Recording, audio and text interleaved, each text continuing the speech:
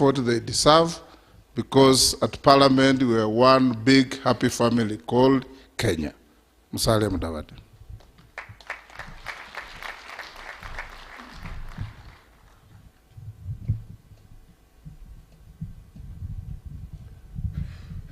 Your Excellency, the President of the Republic of Kenya, the Honorable William Samoei Ruto, our First Lady, Madam Rachel Ruto, Ichung'wa, Mama, and the entire Isaac Ichung'wa family, our Deputy President, Ndugu Kindiki, the church leadership, and all the friends and mourners who are here to pay respects to Mzee. First, Your Excellency, before I speak, let me very quickly acknowledge that we have our colleagues here, the CSs who are present, if you could stand. There are not too many, so I'll have an advantage of mentioning their names. I have Honorable Davis Chirchir. Thank you, Davis. I have Kipchumba Murkomen, a close friend of Kimani's, and I have Madam Hannah Cheptumo. Thank you, Madam. Principal Secretaries, if you could stand.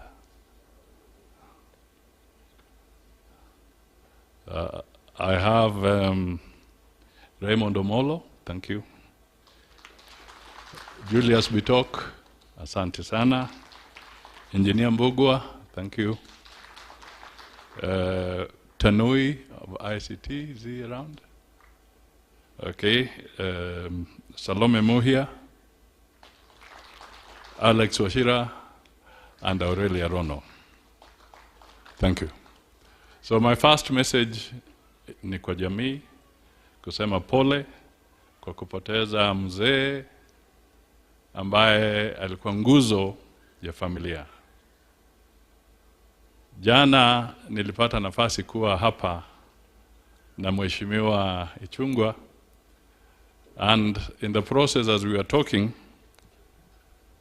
Ichung'wa was narrating how a few days ago he had spent some time with his father, and the father was busy asking him about his friends. And every time he mentioned a name, Ichung'wa would remind him he's no more. And he says, the Mzee asked, so what am I supposed to be doing when all these people are not here? And that speaks to how long he lived. 105 years is not a joke. Sasa, wacha niongee tu kidogo, because I was listening to the padre, to the bishop as he spoke. And, Your Excellency, let me try and paraphrase it. Niyaugire aterere.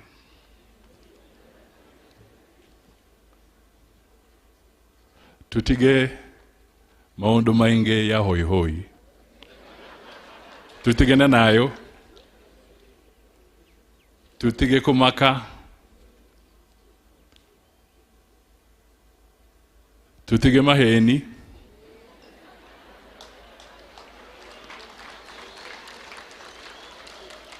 Tutige na navara. Turute wera.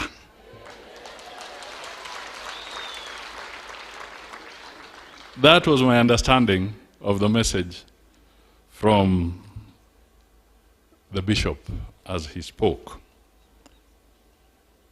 So, if he said that, then we as Kenya, we should ask ourselves, to what extent are we following those basic principles? How many of us can look in the mirror and say truly I'm following those virtues? That is the question, and that's how we'll build our nation. If you can answer that question honestly and candidly, then we shall be able to have a good nation before us. Before I invite the Honorable Deputy President, Professor Kindiki, I want to acknowledge that Kimani, okay, thank you. I want to acknowledge something, that Kimani Ichung'wa is a man with a decent head on his shoulders. He did not earn his place in alliance by default. He got it because he worked hard, he had the capacity, he had the right upbringing from his parents. Kimani is a hard worker, very candid politician, speaks openly. As the speaker said, he has a bright future. And the job he does, I don't know who can properly actually draw the terms of reference for that job. That job description is extremely difficult. But Kimani, we all value what you do, and we thank you for it, and we only say keep at it. Kaza tu, kwa sababu sasa ni jukumu lako. Finally, because I've been told you'll come next, Abraham Lincoln, because the bishop also was talking about holding your mouth and speaking in proper moments.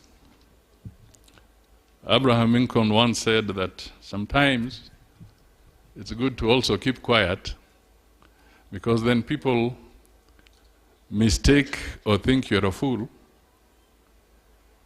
until you speak, and then you remove all doubt. So we must be very careful as we speak. What do we speak? Kimani Ichung'wa, it's your moment to eulogize your father. Please come forward and speak, and then you invite the Deputy President.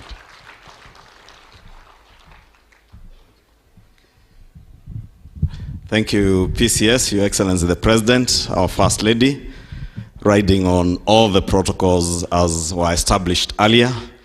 Your Excellency, allow me